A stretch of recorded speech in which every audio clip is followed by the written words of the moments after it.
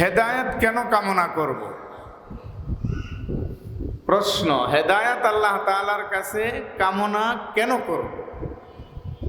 যে এটা ছাড়া আমাদের আর কোনো রাস্তা নাই। হেদায়েত মানে কি? আল্লাহর কাছ থেকে সৎ পথ প্রাপ্ত হওয়া। সুবহানাল্লাহ। আল্লাহর কাছ থেকে সৎ পথ চেয়ে নেওয়া, যেই পথে চললে বললে আমাদের মতামত প্রকাশ করলে পরে আল্লাহ তাআলা আমাদেরকে সাহায্য করবেন। এজন্য দুটি বিষয় একটার সাথে আরেকটা সম্পৃক্ত। আল্লাহ তাআলার কাছ থেকে হেদায়েত যে যত বেশি পাবে, আল্লাহর নসরত ও সাহায্য তারা বেশি করে লাভ করবে। হেদায়েত নাই, অনেক চাওয়াই চাইব, পাওয়ার মতন কোনো সুযোগ হবে না। এজন্য হেদায়েত বড় দরকার। প্রত্যেকটা মানুষের দিলের ভিতরে যদি হেদায়েত ঢুকে, হেদায়েতের আলো যদি ঢুকে, তাহলে সেই মানুষটা সৎ পথ প্রাপ্ত হয়। সকল আঁকা বাঁকা পথ থেকে ফিরতে তার জন্য সহজ হয়। এজন্য আল্লাহ তাআলা সর্বপ্রথম আমাদের শিখাইছেন ইহদিনাস সিরাতাল মুস্তাকিম। কি দরকার ছিল কোরআনে কারিমের এই প্রথম সূরায় আমাদেরকে এই দোয়া করাবার জন্য? ইহদিনাস সিরাতাল মুস্তাকিম, সিরাতে মুস্তাকিম চাই। সিরাতে মুস্তাকিম মানে কি? সোজা রাস্তা, সৎ পথ। আল্লাহ তাআলা বলছেন এটা আমার কাছে চাও, ইহদিনাস সিরাতাল মুস্তাকিম। আর সৎ রাস্তা তারাই প্রাপ্ত হয় যারা আমি আল্লাহর কাছ থেকে চাই নিতে পারে। প্রতিদিন এই জন্য আল্লাহ আমাদের চাওয়ার নামাজে, ফরজ নামাজ হোক, নফল নামাজ হোক, ওয়াজিব নামাজ হোক, তারাবি হোক, যে কোনো নামাজ হোক না কেন, সব নামাজে আমাদের সূরা ফাতিহা পড়তে হয়। সেই সূরা ফাতিহা পড়ার ভিতরে আমরা এই আয়াতগুলি পড়ে থাকি, যে আয়াতগুলি আল্লাহ তাআলা আমাদের দিয়ে পড়ান। মনে রাখবেন, যারা নামাজে সূরা ফাতিহাটাকে ওইভাবে অন্তর লাগায়া, দিল লাগায়া তেলাওয়াত করে, কিছুটা হলেও তাদের অন্তরের ভিতরে হেদায়েতের নূর ঢোকে। আমরা যে তেলাওয়াত করি নামাজে, সব সমান। কি পড়তেছি, কি চাইতেছি, কি উদ্দেশ্য আমাদের? আমাদের উদ্দেশ্য হলো সূরা ফাতিহা তাড়াতাড়ি শেষ হয়ে যাক, পড়তেছি। আরে আল্লাহর পক্ষ থেকে হেদায়েত আর নসরত পাওয়ার জন্য যে বিষয়গুলি আল্লাহর কাছে প্রাধান্য, সে বিষয়গুলি তো আল্লাহ নিজ জিম্মাদারিতে আমাদের শিখাইছে। সূরা ফাতিহা নামাজের ভিতরে দাঁড়াই পড়া লাগে। সেই সূরা ফাতিহার ভিতরে রব্বে কারীম সর্বপ্রথম তিনি যে খুশি হবেন যেই বাক্যগুলির মাধ্যমে, সেই বাক্যগুলি আমাদের আগে শিখাইলেন। আলহামদুলিল্লাহি রাব্বিল আলামিন। কি সুন্দর সূরা ইয়াসিন, এত গুরুত্বপূর্ণ সূরা। সূরা হাশরের শেষ 3 আয়াত সন্ধ্যায় সকালে নবীজি পড়তে বলেছেন। আয়াতুল কুরসি নামে একটা মহা খাজানা, মহা এক সম্পদ আল্লাহ পাক দিয়েছেন। উচিত তো ছিল নামাজের দাঁড়ায় আমরা হয়তো সেই সূরা ইয়াসিন পড়ি, সূরা আর রহমান পড়ি, অথবা সূরা হাশরের শেষ 3 আয়াত পড়ি, অথবা আয়াতুল কুরসি পড়ি। এটি তো দরকার ছিল, গুরুত্বপূর্ণ, যেহেতু এক একটা কোরআনের কলিজা, কোরআনের দিল, কোরআনের ভিতরে চমক, সেগুলি তো পড়া দরকার ছিল। আমার আল্লাহ তাআলা বলেন, না না, এগুলি পরে পড়বা, এগুলি পরে পড়ার বিষয়। যেটা পড়লে আগে আমি খুশি হব, সেটা আমি তোমার আগে শিখাইছি। কেউ যদি মনে করে আয়াতুল কুরসির এত মর্যাদা, যে আয়াতুল কুরসি নামাজের পরে পড়লে আল্লাহ তাআলা মরলে পরে জান্নাত দিয়ে দিবেন, আজকে থেকে সে আয়াতুল কুরসি আমি নামাজের পরে তো পড়বই, কিন্তু নামাজের শুরুতেও আমি আয়াতুল কুরসি পড়ব বরকতের জন্য।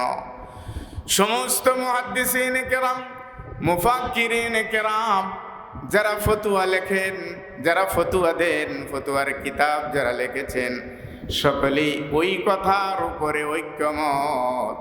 নামাজে দাঁড়ায়া আয়াতুল কুরসির মর্যাদার দিকে কি করে ওইটার দিকে তাকায়া যদি কেউ তেলাওয়াত করে, সূরা ইয়াসিন আর রহমানের ফজিলতের দিকে তাকায়া নামাজের ভিতরে যদি কেউ সর্বপ্রথম সূরা ইয়াসিন আর সূরা আর রহমান পড়ে, সমস্ত কিতাবের ভিতরে লেখা আছে যে তাদের নামাজ কিন্তু সহি হবে না, শুদ্ধ হবে না।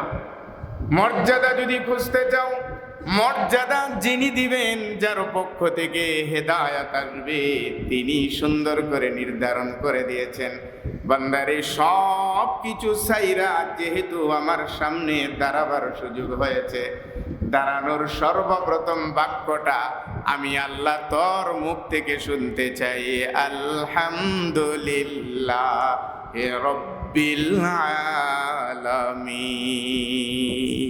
এটা আমি শুনতে চাই, শুনলেই আমি আল্লাহ খুশি। সুবহানাল্লাহ বলে আল্লাহ খুশি। এরপরে আর রহমানির রহিম, মালিকি ইয়াউমিদ্দিন, ইয়্যাকা না'বুদু ওয়া ইয়্যাকা নাস্তাঈন। সব আল্লাহর কাছে চাইলাম, আল্লাহ চাওয়াইলেন আমারে আপনারে সবাইরে আল্লাহর কাছে আল্লাহর প্রশংসা কইরা কিভাবে চাইতে হবে আল্লাহ শিখাইলেন, চাওয়াইলেন।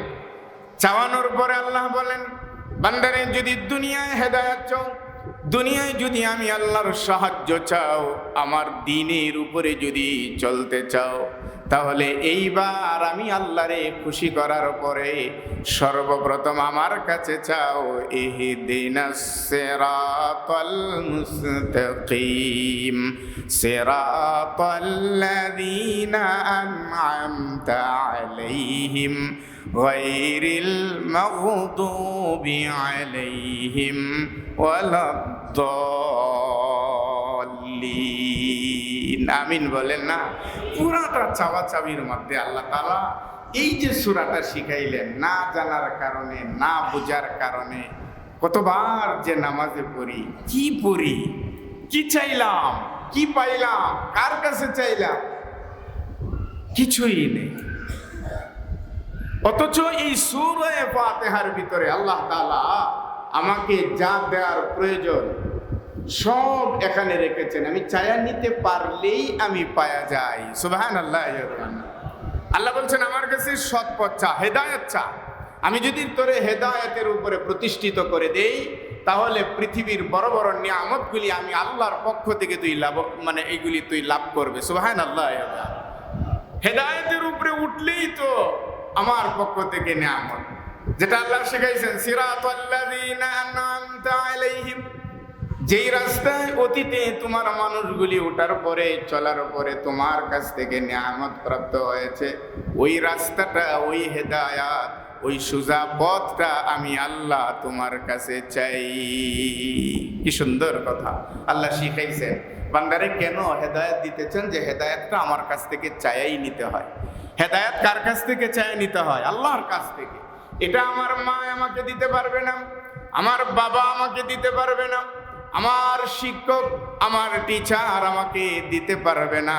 শিক্ষা দিতে পারবে, দীক্ষা দিতে পারবে, আমাকে বোঝাতে পারবে, কিন্তু হেদায়েত যে বিষয়টা, এটা কেউ পৃথিবীর দিতে পারে না। একজন দিতে পারেন, তিনি হলো আল্লাহ। মানবতার মহান শিক্ষক এই পৃথিবীতে যারা আবির্ভাব হয়েছিল, নবী মুহাম্মদুর রাসূলুল্লাহ সাল্লাল্লাহু আলাইহি ওয়াসাল্লাম, তিনিও কতজনকে ভালোবেসে হেদায়েত দিতে চাইছিলেন। আমার কোরআনে আল্লাহ পাক জানায় দিলেন, ইন্নাকা লা তাহদি মান আহাবাবতা ওয়ালাকিন্নাল্লাহ ইয়াহদি মান ইয়াশা। আল্লাহু আকবার বলেন না? আরে কোন শিক্ষকই দিবে আপনাকে হেদায়েত? নবীজি ভালোবেসে কখনো কখনো কোথাও হেদায়েতের বাণী শুনে হেদায়েত তার অন্তরে ঢুকিয়ে দিতে চাইতেন, কিন্তু আল্লাহ দেখতেছেন ও হেদায়েত চায় না, আমার কাছে একবারও চায় না। নবী চেষ্টা করছে তাকে হেদায়েত দেওয়ার জন্য, কিন্তু সে চায় না। যারে দিতে চায় নবীজির প্রতি আমার আল্লাহ রাগ হয়ে আয়াত নাজিল করে দিলেন, নবী রে, যারে ভালোবাসবেন তারে আপনি হেদায়েত দিতে পারবেন এমনটা না, যাকে আপনি ভালোবাসবেন সে হেদায়েত প্রাপ্ত হোক আপনি চাইলেই হয়ে যাবে, না না, হেদায়েত আপনার হাতেও নাই, আপনি ভালোবাসলেই হেদায়েত পাবে না, বরং প্রত্যেকের দিলের উপরে নির্ভর করে সে হেদায়েত আমি আল্লাহর কাছে চাইবে কিনা। আমি আল্লাহর কাছে যদি চাই তাহলে আমি আল্লাহ যারে চাই হেদায়েত তারই দে, আমি দেই। এটা আপনিও পারবেন না। তাহলে বলুন তো, পৃথিবীর কোন শিক্ষক, কোন উস্তাদ এমন আছে যে হেদায়েত দিতে পারবে? আমাকে শিক্ষা দিতে পারবে, দীক্ষা দিতে পারবে, আমাকে বুঝাতে পারবে, কিন্তু হেদায়েত এটা কারো হাতে নাই, একজনের হাতে। কার হাতে? আল্লাহর। সেই জন্য বললাম আজকে হেদায়েতের আলোচনা আনার কারণ হলো, এই হেদায়েত যদি আমি আল্লাহর কাছ থেকে না পাই, রমজানের উপর রমজান খাটবে, সবে বরাত যাবে, সবে কদর যাবে, হেদায়েত যদি না পাই, কলব যদি হেদায়েত প্রাপ্ত না হয়, তাহলে মনে রাখবেন সমস্ত জীবনটাই আমার বৃথা, কিচ্ছু আমি পাইলাম না। ذلك الكتاب لا ريب فيه هدى للمتقين। আরে হেদায়েতের ভান্ডার তো মহা পবিত্র আল কোরআন। আল্লাহ পাক বলছেন যে মুত্তাকিদের জন্য হেদায়েতের আলোকবর্তিকা হলো এই কোরআনে কারীম, মহাগ্রন্থ আল কোরআন। যারা মুত্তাকি তাদের জন্য এটা হেদায়েতের এক গ্রন্থ। কে মানে কোরআন? বলুন তো, কে আছে কোরআনের দিকে তাকায়? এই জন্য কোরআনের দিকে যদি দিল না আসে, আল্লাহর কালামের দিকে যদি আপনি রুজু না হন, তাহলে হেদায়েতটা পাবেন কেমন? আল্লাহর কালাম নাজিলের মাস রমজানের সাথে একবারে সরাসরি সম্পর্কযুক্ত মাস হলো মাহে রমজান। এ রমজান আসে যায়, কিন্তু হেদায়েত পাই না। এই জন্য রমজানের আগে বড় আমার প্রয়োজন আল্লাহর কাছ থেকে হেদায়েত চায় না, তুমি হেদায়েত চাও। ওয়াল্লাযীনা হাতাদাউ যাদাহুম হুদা। কোরআনে কারীমে সূরা মুহাম্মদ নামে একটা সূরা আছে, সেই সূরার ভিতরে আল্লাহ পাক বলেন ওয়াল্লাযীনা হাতাদাউ যাদাহুম হুদা। যারা হেদায়েতের উপরে থাকতে চায়, যারা আমি আল্লাহর কাছে হেদায়েত চায়, আমি আল্লাহর জিম্মাদারিতে তাদের জন্য হেদায়েতের রাস্তা, হেদায়েতের আলোকে আমি বৃদ্ধি করে দেই। তখন তার দিলের ভিতরে হেদায়েত। হেদায়েত মানে কি? হেদায়েতের আলো আসে। আমরা যেমন চোখ দিয়ে দেখি, দিল দিয়েও দেখে, কিন্তু আপনি আর আমি যদি বুঝি না, দিলের ভিতরে যদি হেদায়েতের নূর ঢুকে, আপনার দিলের দেখাটা ভালো হবে, আপনি ভালো দেখতে পারবেন। আরে দিলে যা দেখায়, দিলের চোখ আমাদের যা দেখায়, তাই আমাদের এই বাহিরের চোখগুলি আমাদের দেখতে দেয়, আমাদের দেখায়। এজন্য অন্তরের চোখ হলো মূল চক্ষু, মূল আলো হলো অন্তরের ভিতরে। এজন্য অন্তরে আলো জ্বালাও। আর আলো কি দিয়ে জ্বালাবে? হেদায়েতের আলো, হেদায়েতের নূর। তুমি আল্লাহর কাছে চাও, আল্লাহ তুমি আমার কলবটাকে হেদায়েতের নূর দিয়ে ভরে দাও। আমরা বলি আমিন। হেদায়েতের নূর দিয়ে ভরে দাও মানে, যদি হেদায়েতের নূর আমার দিলের ভিতরে থাকে, আমি তাড়াতাড়ি গুমরা হব না, পথভ্রষ্ট হব না। আমার দ্বারা টুকটাক যে সমস্ত কাজ হবে, প্রত্যেকটা কাজই আশা করি ভালো হবে। এই জন্য হেদায়েত চাওয়া আল্লাহর কাছে। আল্লাহ তাআলা আমাদেরকে বারবার আহ্বান করেছেন, হেদায়েত কামনা করো, হেদায়েত কামনা করো। হেদায়েত যদি পাও, সৎ পথ প্রাপ্ত হলে, আঁকা বাঁকা পথগুলি থেকে তুমি বেঁচে থাকতে পারলে। আজ সবাই আমরা আঁকা বাঁকা পথে চলি, আঁকা বাঁকা পথ আমাদের জন্য। অথচ আমরা আল্লাহ তাআলার কাছে কামনা করছি ইহদিনাস সিরাতাল মুস্তাকিম। এই কি চাইছি আল্লাহর কাছে জানেন? আল্লাহ তুমি আমার সৎ পথ দাও, সোজা পথ দাও, যেই পথ দিয়ে চললে, যেই পথের মাথায় অপেক্ষা করছে তোমার তৈয়ারি জান্নাত। সুবহানাল্লাহ। হেদায়েতের রাস্তায় হাঁটবেন, হেদায়েতের এই রাস্তা আপনাকে পৌঁছায় দিবে আল্লাহর জান্নাতে। সুবহানাল্লাহ হবে আমদি। এই জন্য আল্লাহ তাআলা হেদায়েত বারবার আমাদেরকে চাইতে বলেছে। দোয়া আল্লাহর কাছে যখন দোয়া করবেন, আল্লাহ তুমি আমার হেদায়েত দান করো, আমার হেদায়েত দান। আমি তো ভালো মানুষ হইতে পারি নাই, এখনো কত কিছু যে করি। আল্লাহ হেদায়েত দান করো আমার, হেদায়েতের আলো দিয়ে আমার কলবটাকে আলোকিত করে দাও, হেদায়েতের নূর দ্বারা আমার কলবটাকে জ্বালায়া দাও। আপনি আগে আল্লাহর কাছ থেকে হেদায়েত প্রাপ্ত হন। রমজানে তাহাজ্জুদের জন্য আমি মৌলবীর আপনাকে আর দাওয়াত দেওয়া লাগবে না। রমজানের রোজাটা সুন্দরভাবে রাখার জন্য আর দাওয়াতের প্রয়োজন হবে না, যদি আপনি হেদায়েতটা আল্লাহর কাছ থেকে চেয়ে নিতে পারেন। কিন্তু এখন তো বুঝেও পারি না, নিজেও পারি না, আপনারাও পারেন, সবার তো একই, সবারই অভাব, কমতি হলো হেদায়েত নাই কলবের ভিতরে হেদায়েত নাই। এজন্য নবী করিম সাল্লাল্লাহু আলাইহি ওয়াসাল্লাম যখন দোয়া করতেন আল্লাহর কাছে, তখন এইভাবে দোয়া করতেন, আল্লাহ আমার কলবটাকে নূর দিয়ে ভরপুর করে দাও। কি দোয়াটা তুমি, তো আমরা কয়বার দোয়া করি। আরে যেই দোয়া নামাজে আল্লাহ শিখায় রাখছেন সেটাই বুঝি না। চাইছি আল্লাহ তাআলার কাছে সোজা রাস্তা, মসজিদ থেকে বের হয়ে বাঁকা রাস্তার উপরে চলা শুরু করে। বলেন কেমনে আপনি সৎ পথে চলবেন? এখানে চাইলাম নামাজে ঢুকে, এনে চাইলাম অথবা ঘরেই চাইলাম, যেখানেই নামাজ পড়ি না কেন নামাজে চাইছি আল্লাহ তুমি আমারে হেদায়েত দাও, আমারে সৎ রাস্তা দাও। আমি বের হয়ে সেইরি আঁকা বাঁকা রাস্তায়, যত পচা গান্দা রাস্তা আছে সব উপর আমার চল। তো আমি চাইলামটা কি আর করলামটা কি? হেদায়েত আসবে কেমন? হেদায়েতের জন্য দিলকে আলোকিত করতে হবে। এজন্য মুহাদ্দিসিনে কেরাম লেখেন, আল্লাহর বুজুর্গানে দিনেরা বলেন, দিলের ভিতরে যদি হেদায়েত আনতে চাও, যদি আলোকিত দিল বানাতে চাও, পৃথিবীতে এটা কোথাও কেউ তোমারে দিতে পারবে না রে বান্দা। তোমার দিলটাকে আলোকিত করার জন্য সকালে বিকালে অন্তত আল্লাহর কালামের কিছু তেলাওয়াত করো। সুবহানাল্লাহ। সকালে 100 আয়াত, বুজুর্গানে দিনের আমল হলো সকালে 100 আয়াত পড়ো, 100 আয়াত, ছোট হোক বড় হোক। দিলে আলু জ্বালাবার জন্য ঠিক সন্ধ্যাবেলায় দিলে আলু জ্বালাবার জন্য 100 আয়াত তেলাওয়াত করো। সর্বশেষ নাই বা যদি পারো, তাও যদি সম্ভব না হয়, কমপক্ষে সকালে এবং বিকালে 10টা করে কোরআনের আয়াত তুমি তেলাওয়াত করো। 10টা আয়াত। আরে সূরা ফাতিহার ভিতরে তো 7টা আছে, আর 3টা মিলাইলেই 10টা হয়ে যায়। সূরা ইখলাসের ভিতরে কয়টা আয়াত আছে? যদি আরেকটা সূরা মিলানো যায় 10টা আয়াত হয়ে যায়। কিন্তু বাবারে, ভাইরা, আমার যুবক ভাইয়েরা, আমাদের তো সময় হয় না, সময় নেই। তোমার দিলের ভিতরে কালিমা জমাবার জন্য, অন্ধকার বানাবার জন্য ঘন্টার পর ঘন্টা মেহনত করো, সময় দাও। দিলটাতে আলো জ্বালাবার জন্য কোরআনের 10টা আয়াত 10 মিনিট তুমি সময় দিতে পারো না। কেমনে আসবে তোমার দিলের ভিতরে হেদায়েত? কেউ তো দিতে পারবে না এই হেদায়েত। নবী সুপারিশ করতে পারবে আমার জন্য, কিন্তু হেদায়েত আমাকে আল্লাহর কাছ থেকেই চেয়ে নিতে হবে। ইন্নাকা লা তাহদি মান আহাব্বাতা ওয়ালাকিন্নাল্লাহ ইয়াহদি মান ইয়াশা।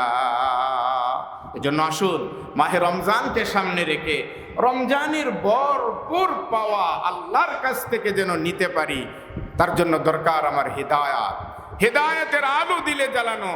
এজন্য আল্লাহ তাআলার কাছে বেশি বেশি করে রমজানের আগ পর্যন্ত প্রত্যেকটা দোয়ায় মুনাজাতে আল্লাহর কাছে হেদায়েত কামনা থাকবে। আল্লাহ তুমি আমাকে হেদায়েত দান করো। আমার প্রতিদিন অন্তত সকালে বিকালে 100 পারলে ভালো, নয়তো 10টা অন্তত কোরআনে কারীমের আয়াত তেলাওয়াত করা, এই নিয়তে যে আমার অন্তরের ভিতরে আমি হেদায়েতের আলো ঢুকাতে চাই, কোরআন তো হলো পুরাটা আলো, কোরআন পুরাটা আলো। এর ভিতর কিছু অংশ যখন পড়বেন কিছুটা আলো আপনি পাবেন। এই গেল হেদায়েত। দ্বিতীয় আরেকটা বিষয় যেটা বলছিলাম, আল্লাহর কাছে চাইতে হবে কি? সাহায্য। কি বলেন না? কি সবচেয়ে বড় বেশি সাহায্য কে করে বলেন তো একটু আওয়াজ দিয়ে। এই ব্যাপারে কারো কোনো সন্দেহ আছে? আমি চলি বলি করি, আমার যা অর্জন, এর পিছনে সাহায্য কার? দেখি না আমরা, যে আল্লাহ যে সাহায্য করতেছেন দেখি না তো। আরে বান্দা, আরে আল্লাহর গোলাম, আল্লাহর কসম, আল্লাহর সাহায্য ব্যতিরেকে একটা মানুষ একটা কদমও হাঁটতে পারে না, একটা কদমও হাঁটতে পারে না, একটা কথা বলতে পারে না। সাহায্য কার? আল্লাহ। সে আল্লাহর কাছে সাহায্য চাইলে আল্লাহ খুশি হন যে আমার কাছে সাহায্য চাইছে, আমার কাছে সাহায্য। ওয়ামান নাসরু ইল্লা মিন ইনদিল্লাহ। সূরা আলে ইমরান আল্লাহ পাক সেই জায়গায় বলছেন, আমি যে কথাটা একটু আগে বললাম, সাহায্য কার পক্ষ থেকে আসে? আল্লাহর। আল্লাহ নিজেও বলছেন সূরা আলে ইমরান, ওয়ামান নাসরু ইল্লা মিন ইনদিল্লাহ। আমি আল্লাহর কাছ থেকে ব্যতি রেখে কারো কাছ থেকে তুমি কোনো সাহায্য পাও না, পাইতে পারো না, বরং আমি আল্লাহই তোমাকে সাহায্য করি। সুবহানাল্লাহ। সুতরাং যদি চাওয়ার থাকে তাহলে আমার আল্লাহ রাব্বুল আলামিন বলেন, এই সাহায্য পাওয়ার জন্য তুমি কি আমার কাছে এমনি ঘুমায়া ঘুমায়া পাইলাইবে? না না, কোরআনের অন্য জায়গায় আল্লাহ বলেন, ইন তানসুরুল্লাহ ইয়ানসুরুকুম। কি সুন্দর করে তিনি বুঝাইলেন, আমি আল্লাহর সাহায্য চাও, তাহলে আমি আল্লাহরে আগে সাহায্য করো। সুবহানাল্লাহ বলে, ইন তানসুরুল্লাহ ইয়ানসুরুকুম। তোমরা যদি আমি আল্লাহরে সাহায্য করো, আমি আল্লাহরে যদি সাহায্য করো, তাহলে আমি আল্লাহর ওয়াদা হলো আমি তোমাদের সাহায্য করব। তোমার সাহায্য হবে ছোট, কিন্তু আমি আল্লাহর পক্ষ থেকে সাহায্য হবে অনেক বড়। সুবহানাল্লাহ বলে। এখন যদি প্রশ্ন করেন, হুজুর আল্লাহরে সাহায্য করবো কেমনে? আল্লাহরে তো দেখিও না, পায়ও না, ধরা ছোঁয়ার ভিতরে নাই। সে আল্লাহ আমার কাছে সাহায্য চান, আমি কেমনে সাহায্য করব? আল্লাহ যা যা আদেশ করেছেন, প্রত্যেকটা আদেশ যখন তুমি আদায় করবা, এটা আল্লাহরে সাহায্য করা হয়ে যায়। আল্লাহরে সাহায্য করা হয়ে যায়। একটা ভিক্ষুকের হাতে যেই টাকাটা আপনি উঠায় দেন, সাহায্য কারে করলেন? আল্লাহরে করলেন, ভিক্ষুকের না। নবীজি বলেছেন, একজন সায়েল যখন তোমার সামনে দাঁড়িয়ে যায়, সেই সায়েলের হাতে তুমি যা দাও, সেটা সেই ভিক্ষুকের হাতে পৌঁছার আগে আমার আল্লাহর কুদরতি হাতে পৌঁছে যায়। আল্লাহরই সাহায্য কর। এই যে মসজিদে দেন দেন প্রতিবার বলতে আসি, আমার বলাটাও সাহায্য, আপনারা যে সাহায্য করেন সেটাও হলো সাহায্য। এই সাহায্যগুলি যতদিন জারি থাকবে, আল্লাহর সাহায্য আপনার উপর এমনি ধারাবাহিকতার সাথে আসবে। ইন তানসুরুল্লাহ ইয়ানসুরুকুম। তোমরা সাহায্য করো আমি আল্লাহরে, আমি। কিয়ামতের ময়দানে কিছু মানুষ যখন আটকে যাবে, হাদিসের কথা বলছি, সেই দিন আল্লাহ রাব্বুল আলামিনের কাছে যখন তারা চাইবে, আমারে মাফ করে দাও, সাহায্য করো আমারে, আমার আল্লাহ বলবেন, কেন রে আজকে এই ময়দানে সাহায্য করব? আমার এই সাহায্যের হাত তো দুনিয়ায় তোমারেও বাড়িয়ে দিয়েছিলাম, তুমি তো গুটায় নিয়েছিলে। আমি আর আপনি আশ্চর্য হয়ে বলবো, আল্লাহ এটা কি বললেন? আমার কাছে আপনি সাহায্য চাইছেন, কই দেখি নাই তো কোনোদিনও আপনি হাজির হয়ে আমার কাছে সাহায্য চাইছেন। মাওলা রে, আপনারে যদি দেখতাম আর আপনি সাহায্য চাইছেন এটা যদি জানতাম, তাহলে আমার জীবনের তো সব আপনারে দিয়ে দিতাম। আপনি তো আসেন নাই, চান নাই, কেন বলছেন? আমার আল্লাহ তখন সেই দিন, ওই দিন ক্ষণ ধরে ধরে বলবে, অমুক দিন অমুক সময়ে একজন গোলাম, একজন বাদী তোমার দ্বারে হাজির হয়ে চায় নাই? রাস্তার কিনারে একজন পরে থাকা ভিক্ষুক তোমার কাছে কি চাই নাই? আমার ঘরের জন্য, নবীর প্রতিষ্ঠানের জন্য তোমার কাছে কি চাই নাই? অনেকবার তো চেয়েছে। তখন বলবে, হ্যাঁ হ্যাঁ, এমন তো অনেকগুলি চেয়েছিল। আমার আল্লাহ বলবেন, সেই চাওয়াটা দুনিয়ায় তারা চাইছে, কিন্তু চাওয়াটা হচ্ছিল আমি আল্লাহ। সেটাই যদি তুমি দিয়ে দিতে সেই সময়, এটা আমি আল্লাহরে দেওয়া হয়ে যেত। গরিবেরে দিতেন, আমার ঘরে দিতেন, নবীর ঘরে দিতে, যখনই চাইছিল যদি দিয়ে দিতে। এটা চাইছে তারা, কিন্তু সেই চাওয়াটা ছিল আমি আল্লাহর পক্ষ থেকে। দাও নাই তো তুমি। ইন তানসুরুল্লাহ ইয়ানসুরুকুম ওয়া ইউসাব্বিত আকদামাকুম। আল্লাহর সাহায্য পাইলে কত যে সহজ হয় পৃথিবীতে, কত যে সহজ হয় পৃথিবীতে। যুদ্ধের ময়দানে নবী করিম সাল্লাল্লাহু আলাইহি ওয়াসাল্লাম একেবারে কাফেরদের সামনে ব্রুতে ব্রু হয়ে গেলেন। সাহাবী কাফের আর বেঈমানদের, তাদের সেই একের পর এক আঘাত নবীজির সাহাবীরা সইতে সইতে একেবারে দুর্বল হয়ে গেলেন। কাফেরদের সাথে লড়ার কখনো সম্ভব হচ্ছে না তাদের, তারা চুপ হয়ে গেলেন। শুধু নবীজির কাছে এতটুকু বললেন, নবী হে, আপনার মাওলা যে সাহায্য করবে, যেই সাহায্যের কথা বলেন, সেই সাহায্য কি এখনো আমাদের উপরে আসার সময় হয় নাই?